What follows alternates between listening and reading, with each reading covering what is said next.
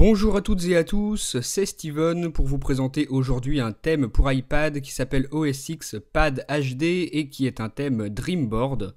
Que vous ayez un iPad 1, un iPad 2 ou encore le nouvel iPad, ce thème est compatible et c'est tout simplement le meilleur qui permet d'avoir une impression de Mac OS X sur son iPad. Donc ce thème, voilà à quoi il ressemble. Sur le bas de l'écran, vous voyez qu'on a le dock comme sur un Mac avec plusieurs raccourcis pour des applications. On peut par exemple ouvrir Safari comme ceci. C'est vous qui décidez quel raccourci placer. Par exemple là j'ai les messages, ça ouvre l'application messages. Ensuite tout à gauche on a le Finder, donc voilà à quoi ça ressemble. Vous pouvez même déplacer la fenêtre partout sur l'écran. C'est vraiment comme sur un Mac, c'est très bien fait. Ici on retrouve toutes les applications installées sur l'appareil. À gauche, on a un raccourci pour les réglages de l'iPad, donc vous pouvez modifier ces raccourcis. Moi j'en ai mis un deuxième pour le calendrier, voilà ce que ça donne. Bien sûr, vous pouvez toujours déplacer la fenêtre et si jamais vous avez envie de la fermer, eh bien c'est comme sur un Mac, vous appuyez sur le bouton rouge en haut à gauche. Comme je vous le disais tout à l'heure, sur le dock, vous retrouvez tous les raccourcis que vous avez sélectionnés pour certaines applications, donc c'est vous qui choisissez ce que vous voulez afficher sur ce dock. Ensuite, toujours comme sur un Mac, vous avez un raccourci pour les réglages de l'appareil ou alors pour les réglages du thème, voilà comment ça se présente.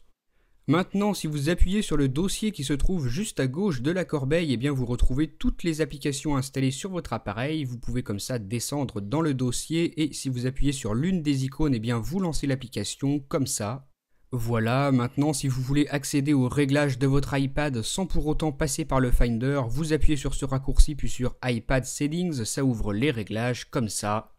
De la même manière, on peut accéder aux réglages du thème en appuyant juste ici et on peut par exemple modifier le fond d'écran. On a plusieurs réglages de disponibles, plusieurs fonds d'écran avec plusieurs thèmes, par exemple le léopard. On a vraiment pas mal de thèmes de disponibles, donc c'est vraiment sympa. Moi je vais retourner mettre celui par défaut, celui d'OS X Mountain Lion, et ensuite je vais vous montrer comment modifier l'apparence du dock de votre iPad, donc encore une fois comme sur un Mac. Là mon dock est vert, donc vous sélectionnez la couleur que vous préférez, et dans les réglages généraux vous avez encore plein d'options pour personnaliser ce thème. Et pour fermer la fenêtre, c'est exactement comme tout à l'heure, donc maintenant on va s'intéresser à la barre de statut. Vous pouvez afficher les informations de votre iPad exactement de la même manière que vous pouvez afficher les informations sur votre Mac.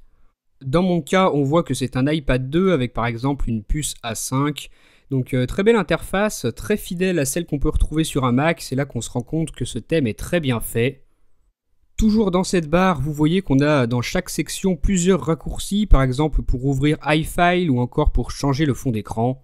Par contre, vous pouvez voir que tout est en anglais, donc c'est sûr que c'est un petit peu dommage, mais ça reste quand même tout à fait compréhensible.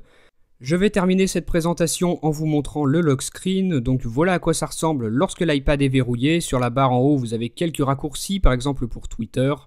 Dans le bas, on peut mettre son iPad en veille, le redémarrer ou alors l'éteindre, et pour le déverrouiller, il suffit d'appuyer ici au milieu et il se déverrouille.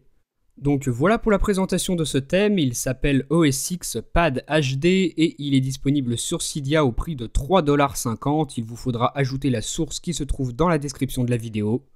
Donc dites-moi ce que vous en avez pensé via les commentaires, et moi je vous dis à très bientôt pour une nouvelle vidéo. Salut! Si vous avez aimé cette vidéo, vous pouvez rejoindre ma page Facebook et me suivre sur Twitter. Vous pouvez aussi regarder ma dernière vidéo en cliquant sur la vignette. N'oubliez pas de visiter iPhoneaddict.fr et de vous abonner à ma chaîne YouTube pour recevoir toutes mes prochaines vidéos.